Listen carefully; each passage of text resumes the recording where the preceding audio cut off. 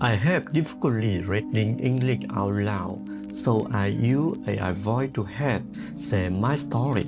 Each one is written by me, with deep care and compassion for people who can't sleep. Thank you for listening. Let's begin. 6. Ancient Secrets, the Peaceful Mysteries of Death. If someone you love has passed, or if you fear what's to come, tonight these stories are for you. Welcome back, dear listener. Tonight you are safe. Whatever the world outside your door may hold, here within, where your breath is soft, your body sinks into a gentle heaviness, and your heart beats with quiet resilience, there is peace.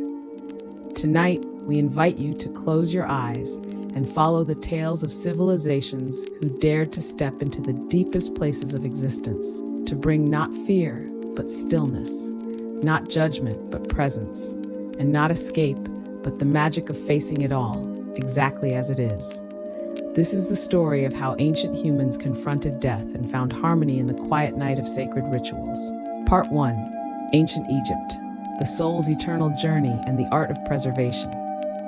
The vast, timeless landscape of the Nile Valley, cloaked in the profound stillness of an Egyptian night, holds secrets whispered across millennia.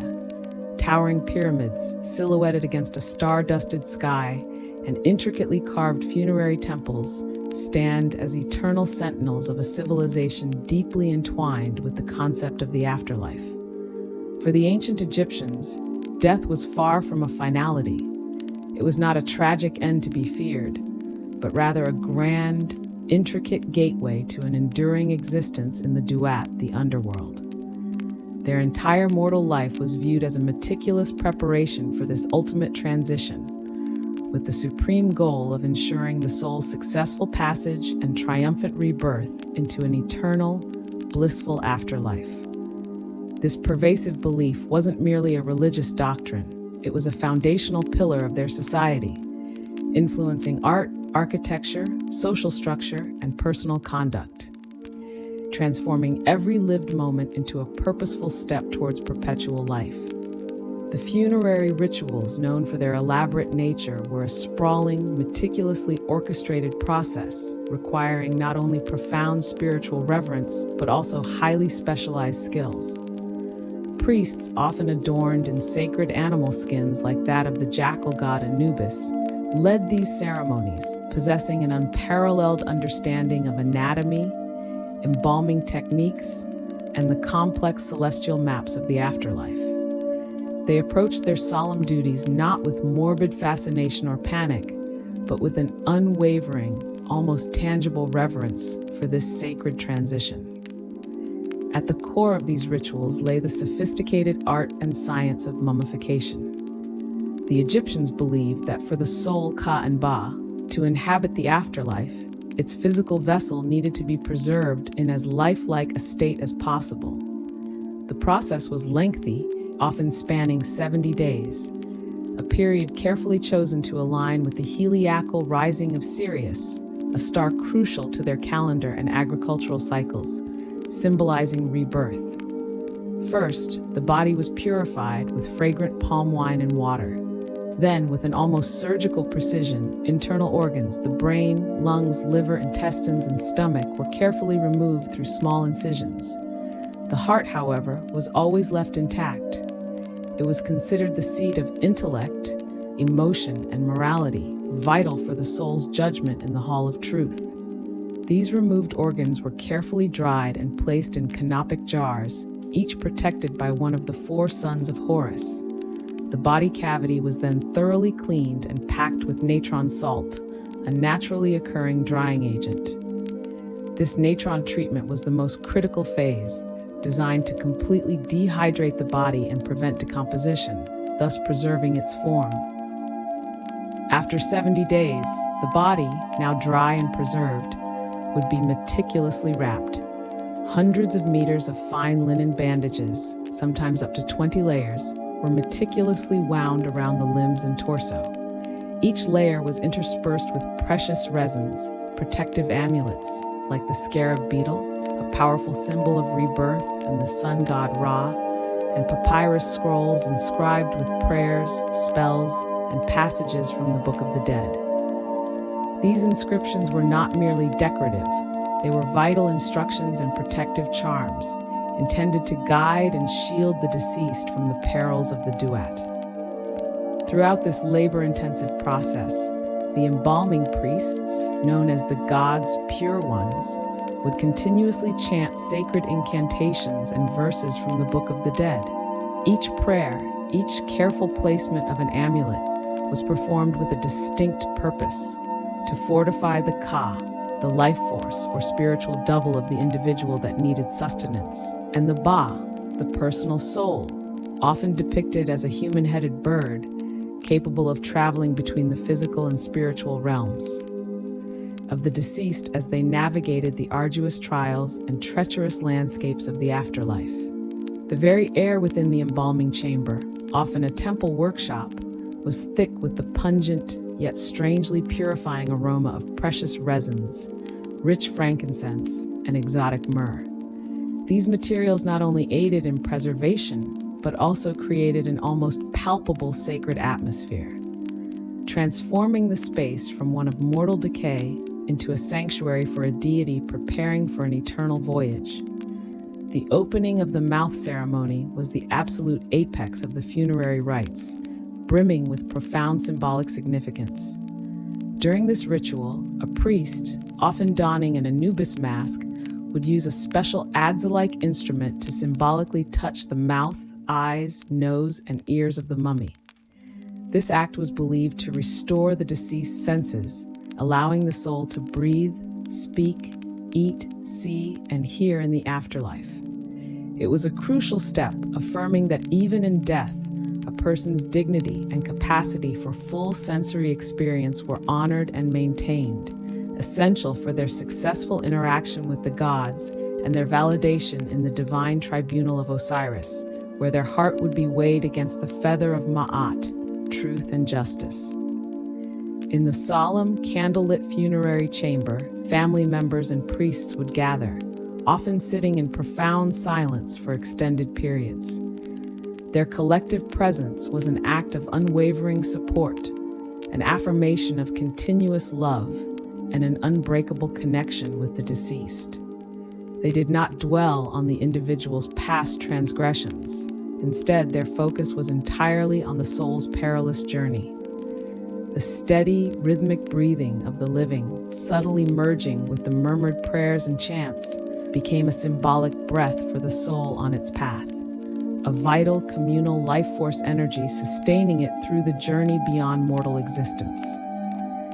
These elaborate rituals, spanning weeks and months, imparted a profound lesson to the ancient Egyptians: that true peace was not an external gift to be sought, but an inherent state, achievable when the soul could confront every facet of existence, both life and death, without resistance or overwhelming fear. For them, breath and prayer were more than mere physical or spiritual acts. They were the invisible yet robust threads connecting the tangible and intangible worlds, helping the soul find stillness, transcend the shadows of the duat, and achieve glorious rebirth in the field of reeds. Ancient Egypt's enduring legacy is a powerful testament to a fervent belief in the soul's eternity and humanity's innate ability to discover peace and dignity, even at the very threshold of death.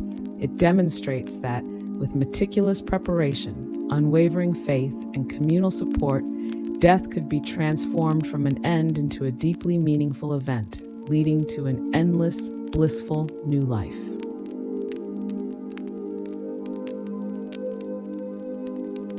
Part 2. Ancient Greece, the Gates of Hades and the Acceptance of Inevitable Fate.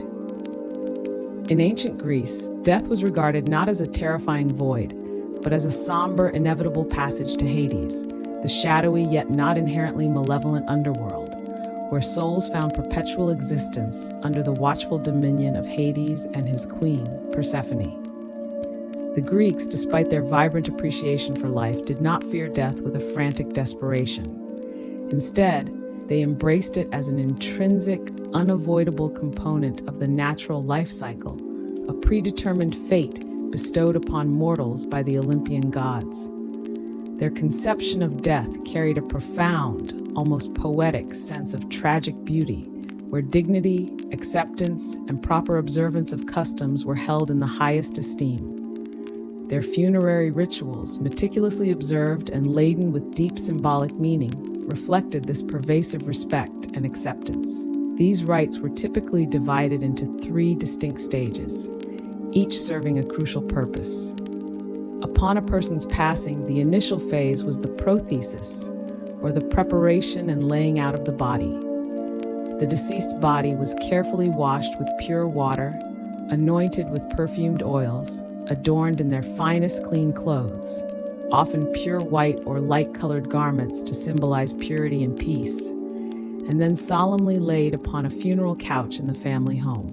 It was during this time that a small coin, known as an obol, was often placed either under the deceased's tongue or in their hand.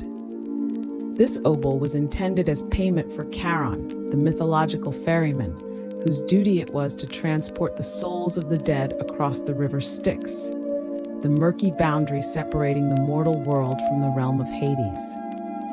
This period of prothesis was dedicated to public mourning, allowing family members, close friends, and community members to pay their final respects. The sounds of lamentation and wailing filled the air, often led by female relatives known as gui. Yet these expressions of grief, while deeply felt, were often controlled and ritualized, representing not hopeless despair, but a public acknowledgement of loss and an acceptance of life's inherent fragility. The second stage was the ekphora, the funeral procession itself. The body, still on its bier, was carried out of the house in a solemn procession, typically at dawn, before the first rays of the sun fully illuminated the sky. This timing was deliberate, believed to prevent the ritual pollution of daylight by the presence of death, and to emphasize the solemnity of the occasion as something belonging to the shadows. Family members, close friends, and often professional mourners, known as thranos, followed the bier, accompanying the deceased to their final resting place. While grief was evident, the overall atmosphere was one of dignified, controlled acceptance rather than chaotic despair. It was a public acknowledgement of the natural and ineluctable order of existence. The primary objective was to ensure the deceased soul would find a smooth and peaceful passage to the underworld, free from lingering earthly attachments. The Greeks placed immense importance on pacifying the soul and guaranteeing its undisturbed journey to the afterlife. They held a strong belief that if the proper rituals were not performed correctly, or if the deceased was not given a respectful burial, their soul would be condemned to wander eternally between the two worlds, unable to find rest, and potentially causing spiritual unrest or misfortune for the living. Consequently, meticulous adherence to the precise details and the profound reverence shown during each step of the ritual were paramount, not only for the peace of the dead, but also for the harmony and well-being of the entire community. Grave sites were typically located outside the city walls, usually within carefully planned cemeteries known as necropolises. Tombs varied from simple earth mounds to elaborate marble monuments. Gravestones, or stelae, were often finely carved with intricate reliefs depicting the deceased in their prime or scenes from their lives, accompanied by epitaphs that commemorated their virtues and achievements. These monuments served not only as memorials, but also as constant reminders to the living of their own mortality and the fleeting beauty of human existence. These grave sites were crucial for continued interaction. Families would visit, offering libations of wine, milk, honey, or oil, and placing offerings of food or flowers, thereby maintaining a tangible connection with their beloved departed. Through these meticulously observed rituals, the Greeks practiced a profound form of acceptance regarding death. They did not seek to defy it or conquer it, but rather to integrate it harmoniously into the fabric of life itself. The rhythmic breathing of chanters and mourners, the hushed solemnity of the funeral procession, all converged to create a sacred space where grief was permitted to unfold, yet without devolving into overwhelming panic or desperate denial. This allowed them to find a profound sense of peace in confronting both profound loss and the unyielding certainty of fate. The enduring legacy of ancient Greece teaches us about the stoic beauty of accepting one's inevitable fate. It underscores that even in the face of profound loss, dignity and a deep sense of peace can be found when we honor the natural cycle of life and bid farewell to our loved ones with utmost reverence. They transform death from a mere biological cessation into a moment of profound philosophical contemplation and spiritual observance, where humanity courageously and serenely confronted its own mortality.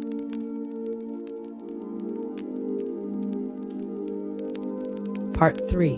Japan, Zen, Impermanence, and the Path to Enlightenment. In the tranquil archipelago of Japan, death is viewed through the profound and contemplative lens of Zen Buddhism, a school of thought deeply rooted in the concepts of impermanence, anicca, the understanding that all phenomena are transient and nothing is everlasting, and non-self, anatta, the realization that there is no fixed, independent, enduring self. Within this philosophical framework, death is not perceived as a devastating tragedy or an agonizing end. Rather, it is an essential transformation, an inseparable component of the continuous cycle of samsara, birth, death, and rebirth. This unique perspective cultivates an approach to death characterized by deep stillness, acceptance, and an almost sacred reverence. Zen Buddhist funeral rituals typically focus intently on guiding the deceased into a state of enlightenment, satori, helping them to consciously detach from all worldly attachments and achieve nirvana, the ultimate liberation from suffering. When a person passes away, a Buddhist monk obosan is often immediately summoned to the bedside or residence. The monk chants sutras and prayers, providing spiritual guidance to the departing or departed soul. In this deeply meditative space, there is generally an absence of excessive wailing or uncontrolled lamentation. Instead, a solemn, dignified silence is maintained, where the mindful breath of the living and the resonant chanting of the sutras subtly intertwine, creating a rhythmic flow of pure, purifying energy that permeates the atmosphere. The precepts declaration ceremony, jukai, is a significant and symbolic part of Zen funerals, often performed either immediately after death or during the funeral service itself. In this profound ritual, the deceased is formally given a dharma name, known as a kaimyo, and symbolically receives the Buddhist precepts. This act signifies that the person, even in death, has officially joined the monastic community or entered the path to enlightenment, thereby becoming liberated from earthly constraints and directed towards the ultimate goal of nirvana. The kaimyo is more than just a name. It is a sacred declaration of spiritual transformation and a guide for the soul's ongoing journey. Cremation is the predominant and most preferred method of disposition in Japan, deeply rooted in Buddhist principles. This ritual is viewed as an act of consciously relinquishing the physical body, believing it helps the soul become purified and lighter for its journey of rebirth. After cremation, the bone fragments are often picked out of the ashes by family members using chopsticks, a poignant act of final farewell, before being placed into an urn, kotsutsu. The urn containing the ashes is then carefully preserved, either in a family grave, ohaka, within a temple cemetery, or placed on the butsudan, family altar, within the home. This butsudan serves as a focal point for remembrance, daily offerings, and maintaining a continuous, active connection with the deceased ancestors. A particularly unique and profound aspect of the Zen tradition is the use of koans, paradoxical riddles or stories that defy logical explanation, as a powerful tool to help individuals confront death and the fundamental concept of impermanence. For instance, the renowned koan, "What was your original face before your parents were born?" is not a logical puzzle to be solved by intellectual reasoning.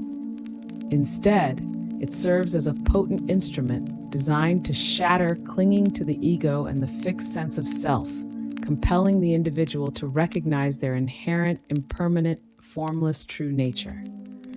This practice was not exclusive to monks.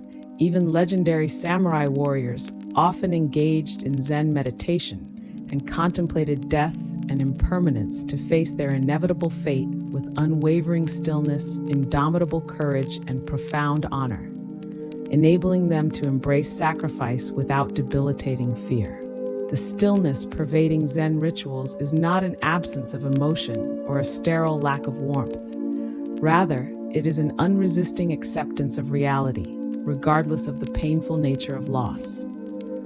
The mindful breath of meditation, often emphasized by the monk's steady recitation, becomes a steadfast anchor, allowing both the living and the soul of the deceased to fully experience the present moment, undisturbed by the swirling anxieties or fears surrounding death and the future.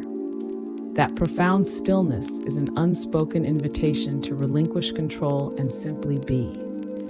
The enduring legacy of Japanese Zen teaches us that death is not an adversary to be combated, but an inherent, natural, and essential part of life that ought to be embraced with serenity. By diligently practicing mindfulness, accepting the inevitability of impermanence, and living fully grounded in the present moment, we can discover a deep and abiding peace, even when confronted with the ultimate impermanence of existence. Zen offers an optimistic and liberating perspective on death, framing it not as an end, but as a gateway to profound liberation and continuous rebirth. Part 4. Celtic, the ethereal transition between worlds and the ever-present veil.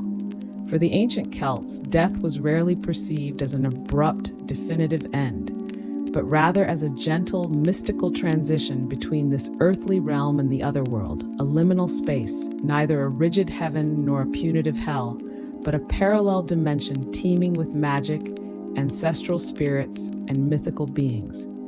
They held a strong belief in reincarnation, positing that the soul could either return to the physical world in a different form or continue its eternal journey within the boundless expanse of the other world.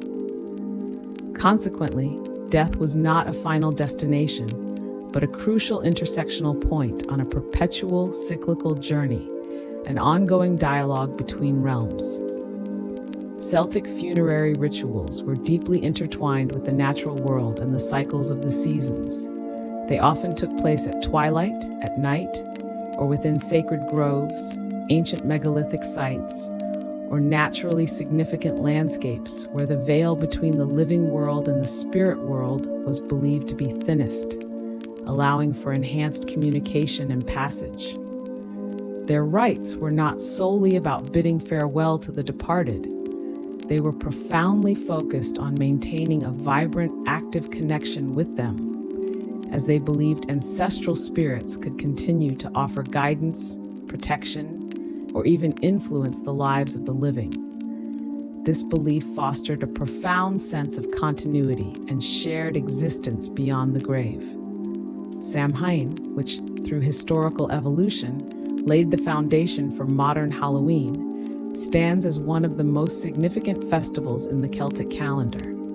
It marked the solemn end of the harvest season, and crucially was the precise time when the boundary between the living and spirit worlds became most permeable, allowing for direct interaction. On the night of Samhain, the Celts profoundly believed that the souls of the dead could return to visit their ancestral homes. To respectfully welcome and appease these returning spirits, families meticulously prepared feasts, leaving portions out for their spectral guests. They lit lanterns, often carved from turnips or gourds, whose flickering flames were thought to guide the spirits safely home. Some even left their doors ajar, a symbolic gesture of open invitation to their departed loved ones. This was not an act born of morbid fear, but rather of deep-seated familial connection heartfelt remembrance, and profound hospitality towards their ancestors. Burial rites varied, but often involved the deceased being interred in megalithic stone tombs, such as impressive passage tombs, enigmatic stone circles, or simpler cistas, small stone coffins. These structures were not mere graves. They were elaborately constructed as eternal houses for the dead, sacred spaces where souls could rest, undergo profound transformation, and await their potential rebirth. The deceased were frequently buried with a wide array of personal valuables, intricate jewelry, favored weapons, and even food. These grave goods reflected a powerful belief that the departed would continue their existence in the other world and would require these familiar items for their ongoing journey. These solemn rituals were frequently accompanied by keening, a powerful traditional form of lamentation, often performed by female relatives or professional mourners. Keening was far more than mere weeping. It was a potent vocal art form, a raw, heartfelt expression of grief, intertwined with vivid lyrical narratives. These were extemporaneous ballads recounting the deceased's life story, celebrating their achievements, honoring their memory, and proclaiming their enduring legacy. The haunting sounds of lamentation, interwoven with the spoken narratives, created a space that was simultaneously deeply sorrowful and profoundly hopeful, where loss was fully acknowledged. But the spiritual thread connecting to the soul remained robust and unbroken. The Celts also extensively utilized natural symbolism within their rituals, drawing power from the landscape around them. Trees, particularly the ancient majestic oak, were considered sacred conduits between realms. Large, imposing standing stones and various water sources, such as sacred wells, flowing rivers, and tranquil lakes, were revered as potent elements that connected the two worlds. They often performed their most significant ceremonies beside these ancient trees or by sacred waters, believing such locations amplified the spiritual transition and facilitated communication with the other world. The enduring legacy of the Celts teaches us that death is an inseparable component of life, a continuous and deeply meaningful transition. By embracing and honoring the intricate connection to the spirit world, we can discover profound comfort and a tranquil sense of peace, understanding that our loved ones never truly vanish. Instead, they simply reside in another dimension, perpetually connected to us through the invisible yet resilient threads of love, shared memory, and the ceaseless flow of time. Their worldview profoundly reminds us of the inherent harmony between humanity and nature, between the vibrant tapestry of life and the quiet mystery of death. Part 5. Aztec. Death as a sacred journey and the dance with mortality. For the ancient Aztecs of Mesoamerica, a civilization renowned for its sophisticated cosmology and complex rituals, death was by no means a terrifying end or a grim finality. Instead, it was conceived as a sacred and intricate journey, a destined return to primordial origins. Their philosophy intimately wove together life and death, viewing them as two inseparable components of an eternal cosmic cycle of creation, destruction, and regeneration. Crucially, they believed that the ultimate fate of a soul after death was primarily determined by the manner of their death, rather than the moral conduct of their life.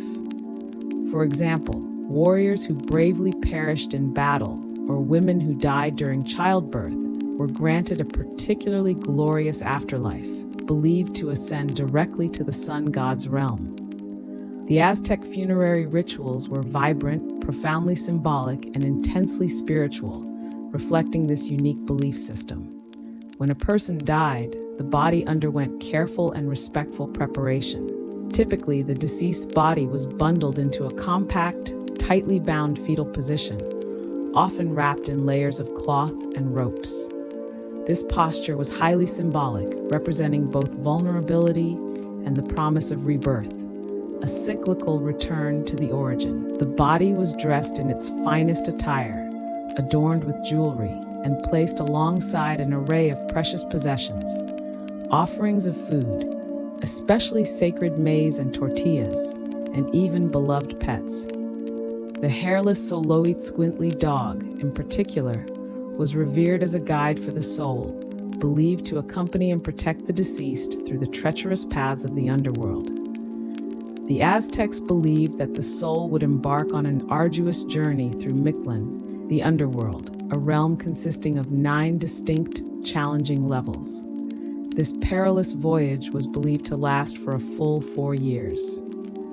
Each level presented unique and formidable obstacles, from scaling mountains composed of razor-sharp obsidian knives to crossing treacherous rivers of blood. To provide vital assistance and sustenance for the soul on this challenging odyssey, surviving family members would meticulously perform a series of elaborate rituals and make regular offerings throughout those 4 years. They burned fragrant copal incense, offered ritual sacrifices, which could include blood or other precious commodities, and prayed ceaselessly to the gods of Mictlan. These actions were not merely aimed at appeasing divine beings. They were intended to imbue the departing soul with energy, divine guidance, and unwavering courage, empowering them to overcome every obstacle and ultimately find rest in Mictlan. One of the most enduring and widely recognized rituals, although it has evolved significantly into modern Mexican culture, is the Day of the Dead, Dia de los Muertos. This vibrant festival has deep, ancient roots in Aztec cosmology and is celebrated annually to honor and lovingly remember the departed. It is a colorful and lively celebration that joyfully blurs the boundary between life and death, embracing mortality rather than fearing it. Families meticulously set up elaborate altars, ofrendas, both at home and in cemeteries. These altars are vibrantly decorated with photographs of the deceased, their favorite foods and beverages, an abundance of fresh marigolds, cempasúchil, whose brilliant orange hues and strong scent were believed to guide the spirits home. Lit candles and paths made of marigold petals further illuminate the way, inviting the spirits to return and reunite with their families. Perhaps the most striking aspect of Aztec belief regarding death is the profound absence of excessive fear or morbid dread. The Aztecs embraced death as a natural, integrated part of existence and even incorporated playful, often skeletal representations of death into their art and festivities. Dancing skeletons, calaveras, and intricately decorated sugar skulls, calaveras de azúcar, were common motifs. For them, death was not something to be avoided or mourned with endless despair. Instead, it was an integral component of life's rich tapestry, a necessary force for balance and regeneration within the cosmos. The enduring legacy of the Aztecs teaches us about the courageous acceptance and vibrant celebration of the life-death cycle. It underscores that death is not a destination to be feared, but a transformative journey, an opportunity for joyous reunion with the departed, and a powerful reminder of the preciousness and ephemeral beauty of our current existence. By confronting death with courage, deep compassion, and a holistic understanding of its role in the universe, we can discover profound peace and a richer connection with the cosmos, realizing that life and death are simply 2 inseparable faces of the same eternal coin. Part 6. Vietnam, Ancestor Worship and the Eternal Unbroken Connection. In Vietnam, death is never perceived as an absolute cessation, but rather as a sacred transition of the soul to the other world and its integration into the revered realm of ancestors. The deeply ingrained belief in ancestor worship, the Kung To Tin, is arguably the most profound and vital spiritual aspect of Vietnamese culture. It meticulously weaves an unbreakable thread of connection that transcends time, linking the living with the departed and fundamentally shaping their understanding of family, morality, and ethics for generations. When a person passes away, The funeral rites are performed with extraordinary care, solemnity, and a complex sequence of traditional steps, reflecting the boundless reverence and profound emotional attachment the living hold for their departed loved ones. The Lit-Up Kwan and coffining ritual marks the initial, highly symbolic stage. The deceased's body is gently washed with fragrant water, dressed in their finest, often ceremonial attire, and then carefully placed into the coffin. Family members and close relatives gather in solemn vigil, observing a period of mourning and performing ritualized wailing and lamentation. These expressions are not merely outbursts of grief and loss. They are a ritualized way to bid farewell, to express profound respect, and to convey heartfelt wishes for the soul's peaceful journey and ultimate liberation. The cries, though deeply sorrowful, are also an indispensable part of emotional release and community bonding, affirming the depth of connection.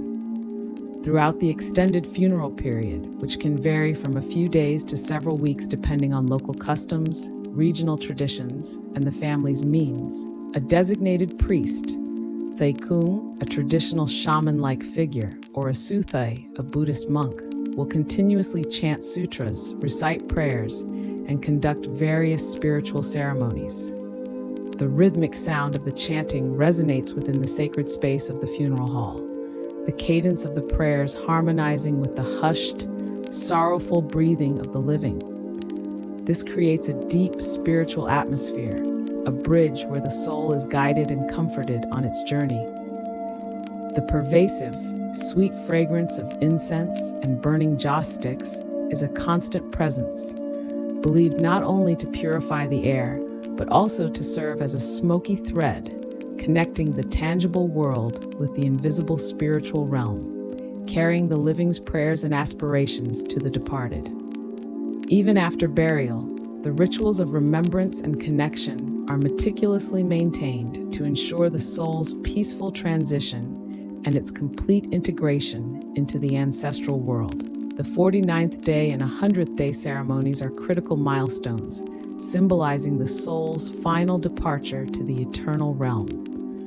Furthermore, annual death anniversaries, Gyot Chap, are deeply sacred occasions for descendants to gather, remember, express profound gratitude, and symbolically invite their ancestors to return and partake in a joyful reunion with the family. The ancestor altar, Ban Thờ Gia Tin, stands as the spiritual heart of the Vietnamese home, a hallowed space adorned with ancestral photographs, spirit tablets, incense burners, and daily offerings of fresh fruits, tea, wine, and sweets. Every day, descendants light incense, offer tea, and present fresh flowers and fruits, viewing these acts as a continuous living dialogue and connection with their ancestors, a way to report on their lives, seek blessings, and maintain a vibrant spiritual lineage. Vietnamese people hold a profound belief that their ancestors are perpetually present, watching over and bestowing blessings upon their descendants. Death, therefore, does not sever, but rather deepens this fundamental relationship, transforming the deceased into revered guardian spirits of the family and clan. They confront death with an innate sense of reverence, acceptance, and an unwavering belief in continuity, understanding that each individual will ultimately become a cherished part of the magnificent ancestral flow. The stillness observed within Vietnamese rituals is not the absolute silence of a desolate graveyard, but rather the profound stillness born of reverence, deep remembrance, and boundless, enduring love. The rhythmic breathing of the living during moments of bowing, lighting incense, and quiet prayer is a powerful testament to their enduring presence, to the unbreakable, multi-generational bond that transcends the physical realm. The enduring legacy of Vietnamese ancestor worship teaches us that death is a connecting point, not an end.